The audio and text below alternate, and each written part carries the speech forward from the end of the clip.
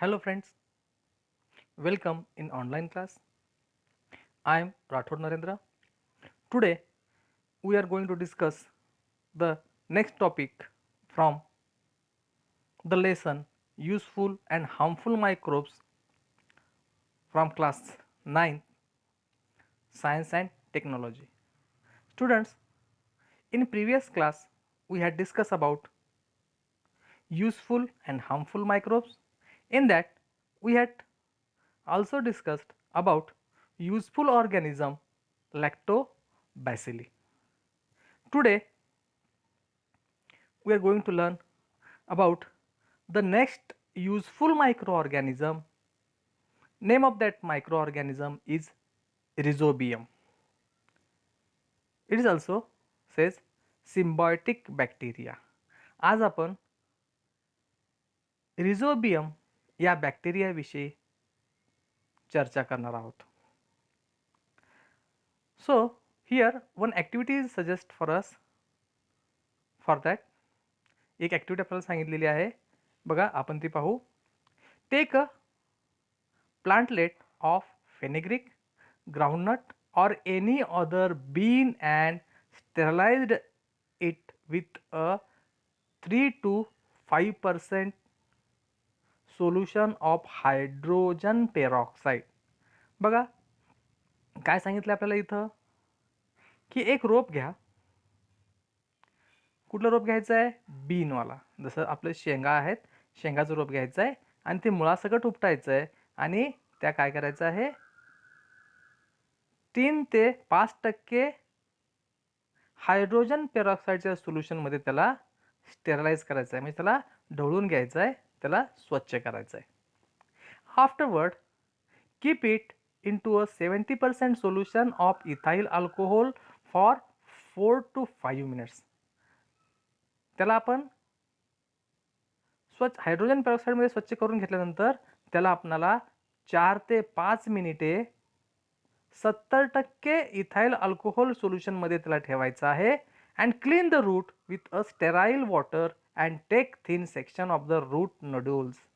बघा हे सर्व झाल्यानंतर स्वच्छ पाण्याने त्याला धुवून घ्यायचं आहे आणि ती जी मूळ आहे त्या मुळेचा त्या झाडाची जी मूळ आहे ती काय करायचं आहे त्याचा एक छेद घ्यायचा आहे, त्याचा एक काप घ्यायचा आहे and select good section and place it in a solution of safranin for 2 to 3 minutes. मग जेवढे आपण सेक्शन घेतलेले आहेत त्यापैकी सर्वात पातळ आणि चांगला सेक्शन निवडायचा आहे आणि त्याला सॅफ्रॅनिनमध्ये 2 ते 3 मिनिट ठेवायचं आहे. आपल्याला माहिती आहे सॅफ्रॅनिनचं कार्य काय आहे तर त्याला स्टेन देणं. Place the stained section of a glass slide. Place a stained section on a glass slide. बघा ती स्वच्छ केली त्यानंतर ना त्याचा सेक्शन घेतला, जो चांगला सेक्शन आहे त्याच्यावर आपण काय केलं सॅफ्रॅनाइन टाकलं. सॅफ्रॅनाइन काय करतो त्याला स्टेन करतो, म्हणजे त्याला विशिष्ट असा कलर देतो आणि तो कलर घेतलेला सेक्शन काय करायचं आपल्याला एका कव्हर स्लिप एका काचपट्टीवर आपल्याला घ्यायचं आहे आणि त्या काचपट्टीवर cover it with a cover slip and observe it under the compound microscope. त्या काचपट्टीवर ज्या ठिकाणी आपण हा सेक्शन ठेवलेला आहे त्या ठिकाणी एक कव्हर स्लिप ठेवायची आणि ते जे सेक्शन आहे ते कंपाऊंड मायक्रोस्कोपच्या खाली बघायचं आहे. आपण ज्यावेळेस पाहू त्यावेळेस हा एक pinkish rod shaped organisms are seen in the slide. एक पिंकिश कलरचा रॉड शेप्ड ऑर्गॅनिझम ते आपल्याला स्लाइडमध्ये मायक्रोस्कोप खाली पाहायला मिळेल आणि तो जो रॉड लाईक शेप्ड ऑर्गॅनिझम आहे तो आहे रिझोबियम बॅक्टेरिया.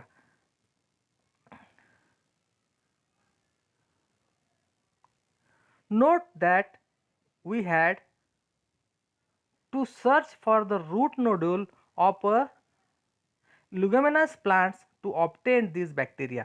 म्हणजे काय हे जे बॅक्टेरिया आहेत रिझोबियम बॅक्टेरिया जो आहे तो कुठे भेटतो लेग्युमिनस म्हणजे ज्या वनस्पतींना शेंगा लागतात, ज्या वनस्पतींना शेंगा येतात अशाच वनस्पतींच्या रूट्समध्ये मुळांमध्ये हा बॅक्टेरिया आपल्याला पाहायला मिळतो. So note that we had to search for the root nodules of leguminous plant to obtain this bacteria, and are the rhizobium bacilli useful to this plant or harmful?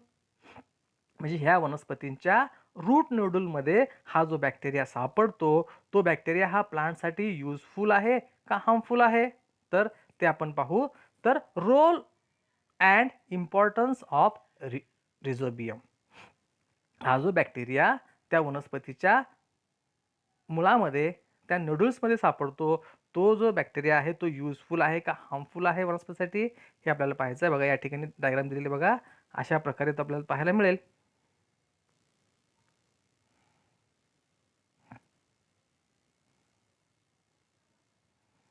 बघा हे हाच भाग आहे, नोड्यूलचा भाग आहे. डायग्राम बघा बघा तुम्ही थोडीशी स्वच्छ व्यवस्थित पहा. हा रिझोबियम बॅक्टेरिया आहे बघा. हा जो दिसतोय तो आपल्याला रिझोबियम बॅक्टेरिया आहे आणि हा आपल्याला अशा प्रकारे स्लाइडमध्ये पाहायला मिळेल. मग हा बॅक्टेरिया युजफुल आहे का हार्मफुल आहे, तर बघा Rhizobia living in a root nodules supply nitrate and nitrates and amino acid to that plant, and in exchange get energy in the form of carbohydrate from it.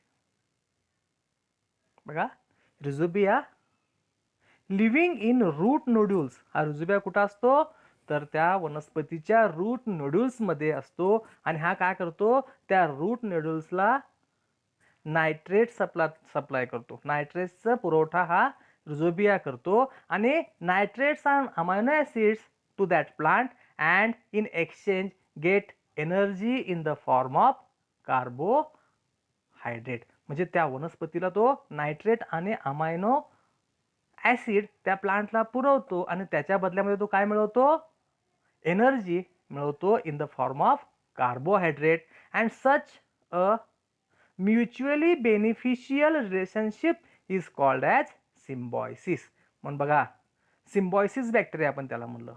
म्हणजे काय केलं जातं, त्याला सिम्बॉयसिस बॅक्टेरिया का म्हटलं जातं, तर हा काय करतो, त्या वनस्पतीच्या मुळांमध्ये नायट्रेट्स आणि अमायनो ॲसिडचा पुरवठा करतो आणि त्याच्या बदल्यामध्ये तो काय करतो, एनर्जी मिळवतो. कशाच्या स्वरूपामध्ये, कार्बोहायड्रेटच्या स्वरूपामध्ये. म्हणून ह्या देवाणघेवाणीच्या ज्या रिलेशनशिप आहे त्या रिलेशनशिप्सला आपण काय म्हणतो, सिम्बॉयसिस म्हणतो. And rhizobia produce nitrogenous compounds from atmospheric nitrogen. The important role of rhizobia is to produce nitrogenous compound. म्हणजे वातावरणामध्ये जे नायट्रोजन आहे त्या नायट्रोजन पासून नायट्रोजनस कंपाऊंड तयार करणे हे काम ह्या रिझोबियाचं आहे. However, for this process of nitrogen fixation they need leguminous plants. म्हणजे हे करण्यासाठी हा कुठल्याही वनस्पती आपल्याला आढळत नाही. कुठल्याही प्रकारच्या वनस्पतीमध्ये हे नायट्रोजन फिक्सेशन होत नाही किंवा हा बॅक्टेरिया आढळत नाही. तर नायट्रोजन फिक्सेशनसाठी ह्या रिझोबियाला कुठल्या वनस्पती पाहिजेत, लेग्युमिनस वनस्पती पाहिजेत, बिया असणारे वनस्पती त्यांना पाहिजेत, शेंगा असणाऱ्या वनस्पती त्यांना पाहिजेत. आणि मग त्या कुठल्या कुठल्या आहेत, like bean, sweet pea, soybean and as a host. म्हणजे सोयाबीन सारख्या बिया असल्या किंवा शेंगा असलेल्या वनस्पती, बीन सारख्या आपलं ग्राउंडनट सारख्या किंवा स्वीट पी सारख्या ज्या वनस्पती आहेत त्यांच्यामध्ये तो असतो होस्ट म्हणून. त्या होस्टमध्ये तो असतो. Beans and pulses are rich in a protein due to the nitrogenous compound made available by rhizobia. म्हणजे बघा आपण सोयाबीन म्हणतो, soybean is the rich source of protein. Why? Because rhizobia provide nitrogenous compound, and that nitrogenous compounds are converted into protein because of rhizobia. म्हणून आपण म्हणलं beans and pulses are rich in a protein due to the nitrogenous compound made available by rhizobia. After harvesting a leguminous crop, the leftover roots and other plant parts are deliberately dumped in farm soil to maintain it bacterial population. काय केलं, ज्यावेळेस आपण हे वनस्पतीचं आपण मशागत करतो, मग त्यातले आपण काय केलं पाहिजे, तर त्याचे जे वनस्पतीचे पार्ट्स आहेत राहिलेले किंवा मुळा आहेत, त्या मुळा आपण बाहेर काढून टाकून द्यायच्या नाही, तर त्या जमिनीमध्ये तशाच ठेवायच्या, कुजू द्यायच्या. हे काय करतात, dumped in a farm soil to maintain the bacterial population. त्या बॅक्टेरियाचं पॉप्युलेशन मेंटेन करण्यासाठी ह्या गोष्टी मदत करतात. And the use of rhizobium has helped to reduce the use of chemical fertilizers and thereby their adverse effect. बघा, automatic जमिनीचा पोत सुधारतो, जमिनीला आवश्यक असलेले न्यूट्रिएंट्स मिळतात आणि याच्यामुळे काय होतं की जमिनीला जे आपण केमिकल फर्टिलायझर्स आपण त्याला पोहोचवतो आणि त्याचा जो दुष्परिणाम त्या जमिनीवर होतो त्याच्यापासून जमिनीचं संरक्षण होतं. म्हणून आपण काय करतो, शेती करत असताना ह्या पिकाचा आपल्या ह्याच्यामध्ये आपण उपयोग करतो, ज्यामुळे जमिनीची पोषकता वाढते. And it has also helps to reduce expenses on fertilisers and thus work to the benefit of a farmer. म्हणजे हा रिझोबियम शेतकऱ्यांच्या जमिनीचा पोत सुधारतो, त्यांची जमिनीमध्ये असलेले जे घटक आहेत, पोषक द्रव्य आहेत, त्यांचं ते वाढ करतो आणि याच्यामुळे जो लागणारा खर्च आहे शेतकऱ्याचा, तो शेतकऱ्यांचा खर्च जो आपण खतांवर करणार आहोत तो कमी होतो. म्हणून रिझोबिया हा एक युजफुल बॅक्टेरिया आहे, जो जिवंत वनस्पतींच्या झाडांच्या नूडल्समध्ये आपल्याला पाहायला मिळतो आणि हा म्हणून युजफुल बॅक्टेरिया आहे. बघा, या ठिकाणी आपल्याला सांगितलेलं आहे, nowadays seeds are coated with a rhizobial solution or powder before sowing. After sowing, rhizobia enter the plantlets and this is called as rhizobile inoculation, and this experiment has helped in the supply of nitrogen to cereals and other crops besides the leguminous crops. आपण पेरण्या अगोदर ज्या आपण जे बी वापरतोय, पेरण्याच्या अगोदर जे बी वापरतोय ते बी आपण आज काय केलं जातं, तर त्या बियांना या रिझोमिनस सोल्युशनच्या पावडरमध्ये किंवा सोल्युशनमध्ये ठेवलं जातं, जेणेकरून ज्यावेळेस त्यांचं जर्मिनेशन होतं त्यावेळेस त्यांना त्यातून ते नायट्रोजन मिळावं, त्यांचं पोषण व्हावं आणि त्याचा उपयोग व्हावा. म्हणून लिग्युमिनस प्लांट्सच्या व्यतिरिक्त इतर प्लांट्सलाही त्याचा वापर व्हावा, मदत व्हावी म्हणून हे केलं जातं. बघा, म्हणजे रिझोबिया इज अ युजफुल बॅक्टेरिया आपण असं म्हणायला म्हणतो. तर पुढचा आहे बॅक्टेरिया आहे तो आहे किंवा मायक्रोब्स आहे तो आहे ईस्ट. आणि सर्वांना माहिती आहे yeast is a familiar to all. For yeast one activity suggested here, bring a active dry yeast from the market. Mix a spoonful of yeast, 2 spoonful sugar with the sufficient quantity of lukewarm water in a bottle. एका बाटलीमध्ये घ्यायचं आहे, 1 चमचा east घ्यायचा आहे आणि 1 spoonful east घ्यायचा आहे आणि 2 स्पूनफुल शुगर घ्यायची आहे अँड सफिशियंट क्वांटिटी ऑफ लॅकवम म्हणजे कोमट पाणी घ्यायचं आहे आणि एका बाटलीमध्ये ठेवायचं आहे. And fix a colourless transparent balloon on the mouth of the bottle. बघा, त्या बाटलीच्या वरच्या बाजूला ट्रान्सपरंट एक बलून लावायचा आहे. What change do you observe after 10 minutes. बघा, साखर, ईस्ट आणि कोमट पाणी एका बाटलीमध्ये ठेवलं आपण आणि त्या बाटलीवर जर आपण एक ट्रान्सपरंट बलून ठेवला आणि जर 10 मिनिट थांबलं तर काय बदल आपल्या लक्षात येईल. What changes do you observe after 10 minutes. Mix lime water with a gas accumulated in the balloon. Collect that lime water in a beaker and observe it. What do you notice? बघा, जो gas तयार होतो त्या दोघांच्या ईस्टमुळे आणि शुगरच्या मिश्रणामुळे लॅक्वम एक gas तयार होतो. तो गॅस काय होतो, फुग्यामध्ये जमा होतो आणि त्या फुग्यामध्ये आपण काय करायचं, थोडंसं लाईम वॉटर ॲड करायचं आहे. 10 मिनिटानंतर mix lime water with the gas and collect the lime water. त्या फुग्यामध्ये जे आपण लाईम वॉटर टाकलेला आहे तो लाईम वॉटर आपण घ्यायचा आणि beaker and observe it. What do you happen? Take a drop of the solution from the bottle on a glass slide and put cover slip over it and observe it under the compound microscope and store the solution in the bottle carefully. त्यातलं जे solution जे आपण फुग्यातलं घेतलेलं आहे lime वॉटरचं, त्याचा एक drop आपल्या glass स्लाइडवर घ्यायचा आहे. त्या ग्लास स्लाइडवर कव्हर स्लिप ठेवायची आहे आणि ती कव्हर स्लिप खाली असलेली जी थेंब आहे तो थेंब कंपाऊंड मायक्रोस्कोप खाली आपल्याला ऑब्झर्व करायचा आहे. आणि जे राहिलेलं सोल्युशन आहे ते राहिलेलं सोल्युशन व्यवस्थित आपल्याला ठेवायचं आहे. Do you see the colourless oval cells of the yeast on the slide? Some of these cells may have small rounded bodies attached to them.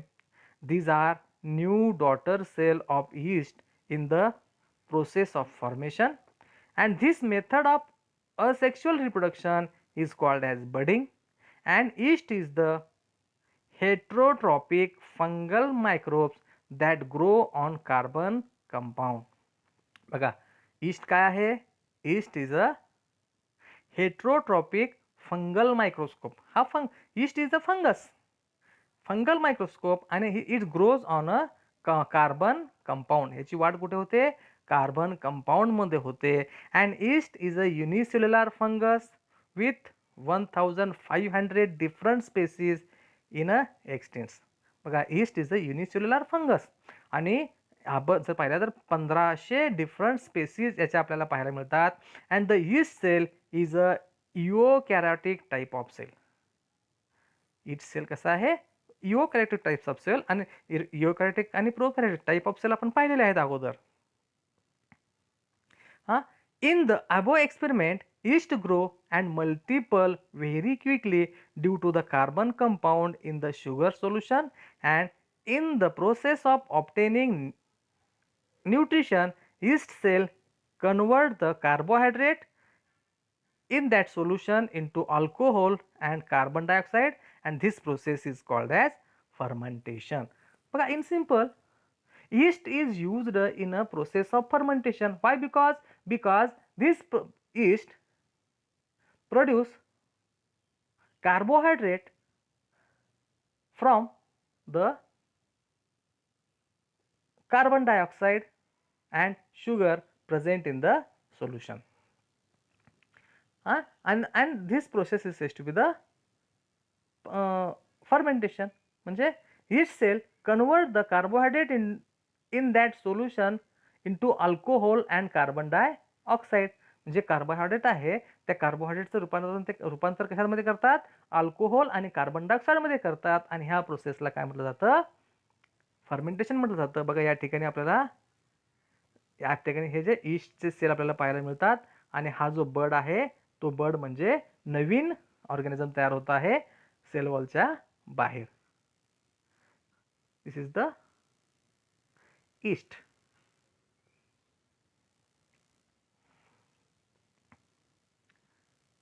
आता आपल्याला प्रश्न विचारला आहे, how is the bread made? Find out how to use the solution prepared in the above experiment to make bread. Follow the recipe and make the bread, and find out and note down the reason why the dough rises and makes the bread spongy. बघा, काय म्हटलं आपण? Bread कसा असतो आपला? मऊ असतो आणि स्पॉन्जी असतो. परंतु तो कशापासून बनलेला आहे?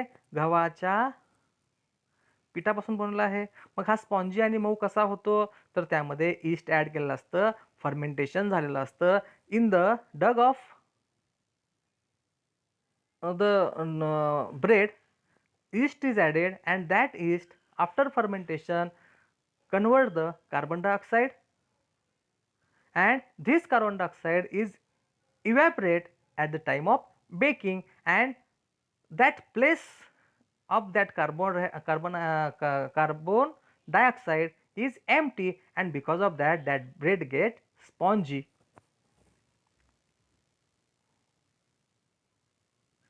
Here,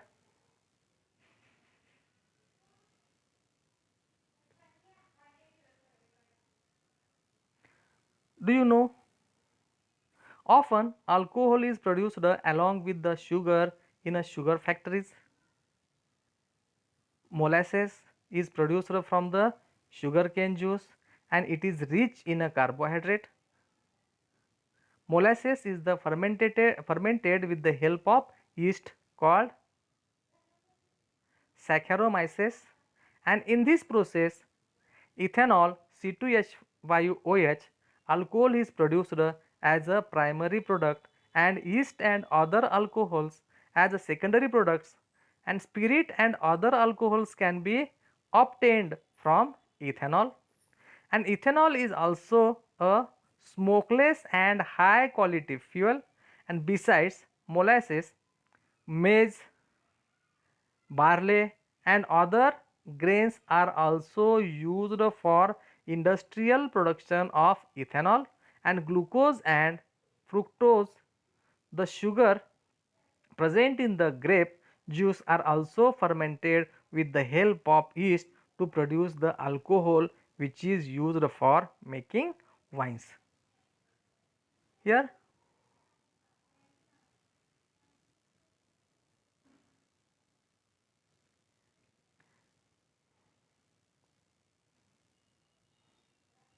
here we may stop. Remaining part we may learn in a next video. Thank you.